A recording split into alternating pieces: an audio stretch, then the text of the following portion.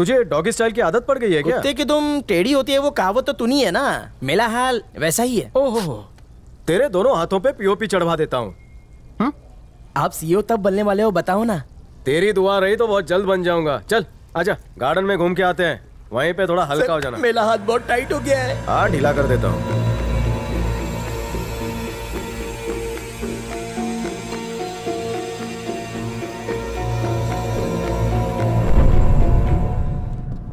इसने किसी को कुछ बताया तो नहीं? बताया तो, पर सब इसी को बताया।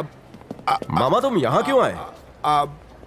आना ही था तो बुर्खा पहन के आना चाहिए था। किसी ने देख लिया तो प्रॉब्लम हो जाएगी। ले जाओ इसे। भागा तो इसके पीछे पीछे मैं भागता आ गया। ले जाओ। एक बात बताओ, तुम लोग दोनों साथ में क्यों नहीं दिखने चाहिए? पेट्रोल और चिंगारी का तो 36 का आंकड़ा होता है। मेरा और इसका तो 72 का आंकड़ा है, समझा कर यार। पेट्रोल का नाम सुन के पेट्रोल का भाव याद आ गया। भाव नीचे जाने की बजाय दिन ब दिन ऊपर ही चलता जा रहा है। भगवान ये मामू, तत्काल का कुछ बाहर जाओ। मत कर, क्या? निकलो यहाँ से। ले चमल के।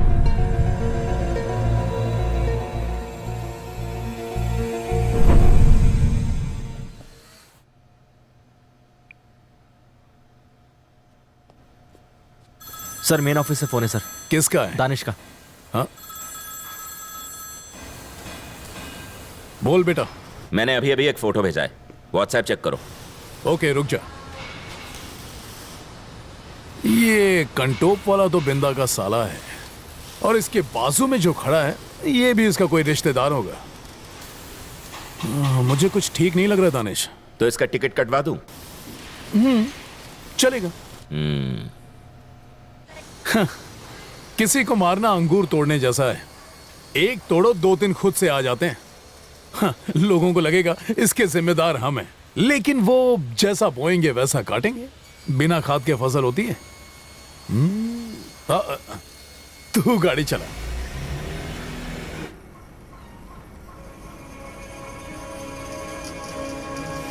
कुछ लिंक नहीं मिला। पक्का? पक्का। भांजे, हम ऐना की पूरी कॉल लिस्ट को चेक कर चुके हैं। बिंदा की मौत की रात कोई भी इंटरनेशनल कॉल नहीं हुई। ये 2 मुंह वाला एनाकोंडा है। एना ने कॉल नहीं की होगी तो कोंडा ने की होगी। घड़ी खम्मा। ये देखो, पूरा पैसा मिल गया इंटरेस्ट के साथ।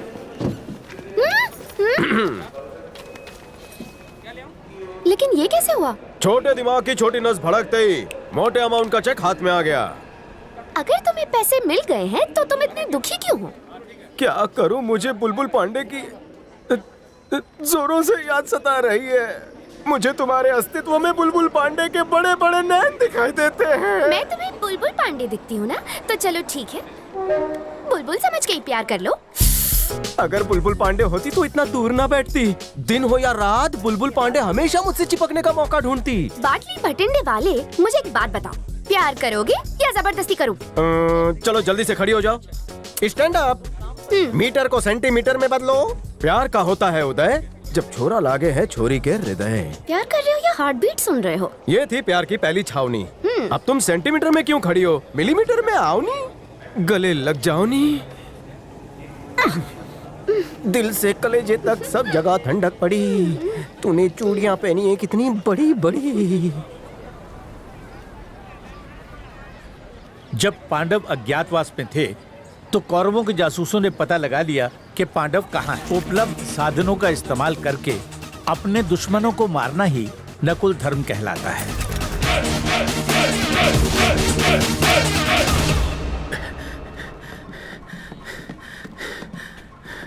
क्या हुआ भांजे? जब मैं कोंडा के बेटी के साथ था मुझ पर हमला हुआ, वो भी जानलेवा। बेटी साथ थी तो कोंडा ऐसा काम नहीं करेगा। ऐना का भी इससे कोई लेना देना नहीं। लेकिन आवाज तो उसी की थी यार।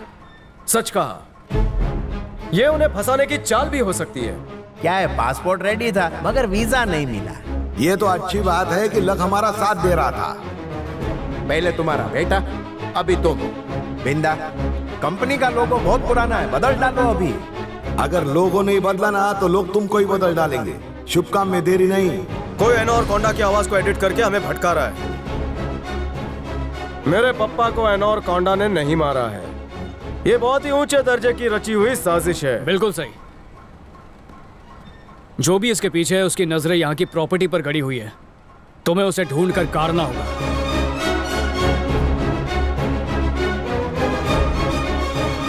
कौन हो सकता है? सर एक बहुत बुरी खबर है, अभिषेक जिंदा है।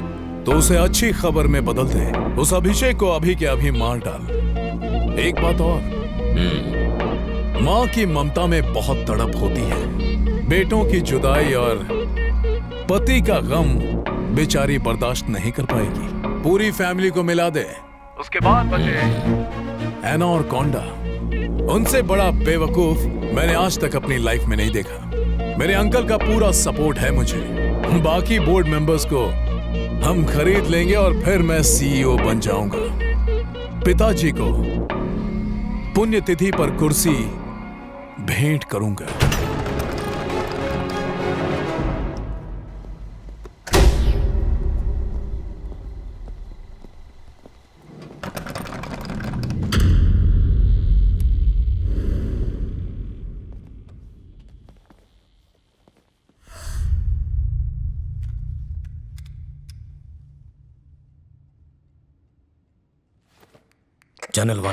चैनल वन अंदर आओ।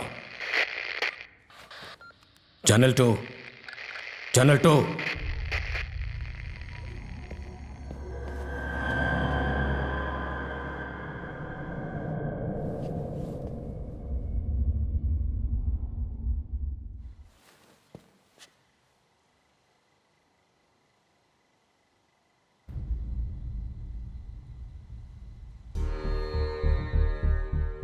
हथियार बनाने के लिए जरूरत होती है मजबूत हाथों की, एक अनोखी सोच की, अपने अंदर छुपे अहंकार की।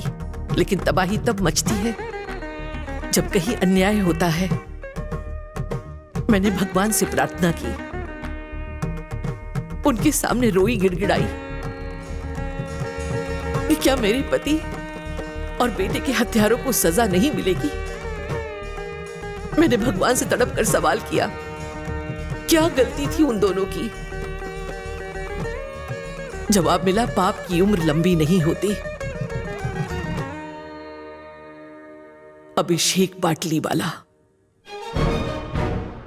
हर अन्याय का बदला लेगा, जलाकर राख कर देगा वो सभी जालिमों को।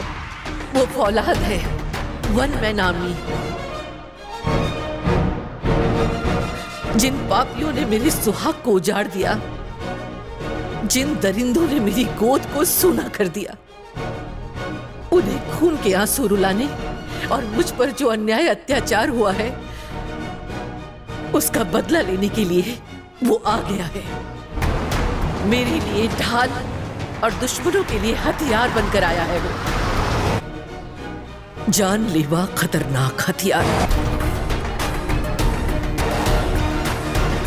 जिसका वार सिर्फ और सिर्फ न्याय के लिए होता है। न्याय के लिए किसी को मारना धर्म है, और वो अपने इस धर्म का पूरी तरह से पालन कर रहा है।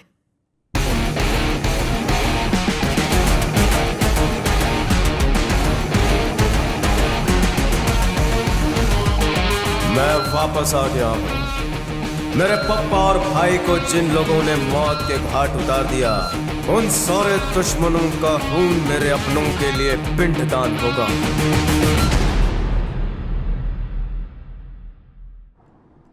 आदित्य भंडारी तुम्हारे पिता के साथ 25 सालों तक घूमता रहा, उनका खून चूसता रहा। उसके बेटे रंजीत को हमने अपना बेटा माना, इंटरनेशनल ऑपरेशन का सीईओ बनाया, लेकिन कंपनी के लालच में उसने हमारे साथ गद्दारी की और हमारे परिवार को खत्म कर दिया। आखिर क्यों? उस कुर्सी के लिए मैं अपने पप्पा को और भाई को खो चुका हूं, लेकिन अब वो कुर्सी मेरी होगी।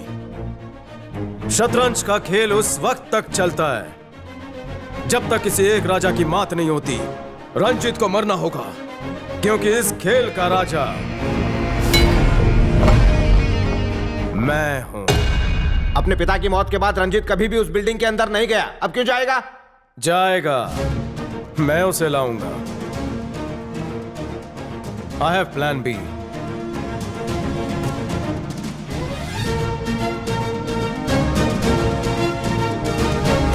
आप ऐसा क्यों कह रहे हैं सर? एक्सीडेंट तो सिर्फ दिखावा है, मैं ये जानना चाहता हूँ कि उन्हें कैसे मारा गया। चलो। Yes sir, let's go.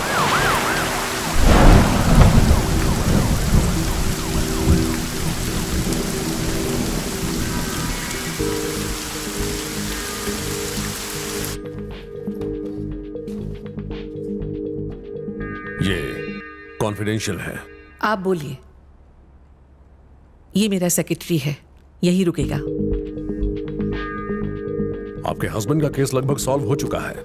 यह साफ साफ सुसाइड का केस है। उसके पीछे शायद फैमिली प्रॉब्लम्स या बिजनेस प्रॉब्लम्स हो, या फिर हो सकता है आपकी वजह से उन्होंने सुसाइड किया हो। क्या?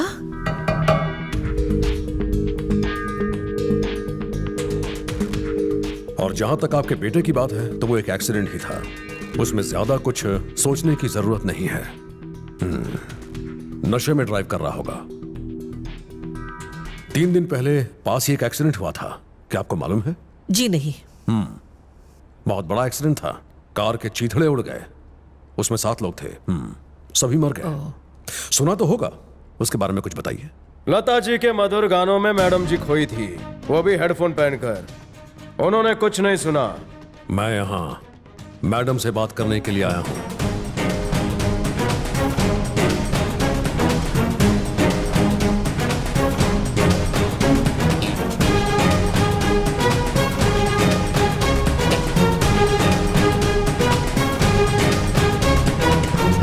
मैडम ने तुम्हें बिना दाग वाली कुर्सी दी और तुम उनके ही चरित्र पर दाग लगा रहे हो। तुम्हें पता भी है तुम किससे बात कर रहे हो? इतने दिन हो गए आपके हस्बैंड और बेटे को मरे हुए। इन्वेस्टिगेशन के बारे में पूछने के लिए आपने एक भी कॉल नहीं किया। अजीब बात है ना? सजा देनी हो या फिर भुगतनी हो, हम चील की तरह चिल्लाते नहीं। थैंक्स। पुलिस भले ही हर मुजरिम को ना पकड़ पाती हो मैडम, लेकिन मुझे जिसके ऊपर शक होता है उसे मैंने अपनी जिंदगी में आसानी से बचकर निकलने नहीं दिया, है ना रवि? जी सर। आप जैसे ईमानदार ऑफिसर्स की हमारे देश को जरूरत है। आप मुजरिम तक पहुंचे, यही मेरी दुआ है।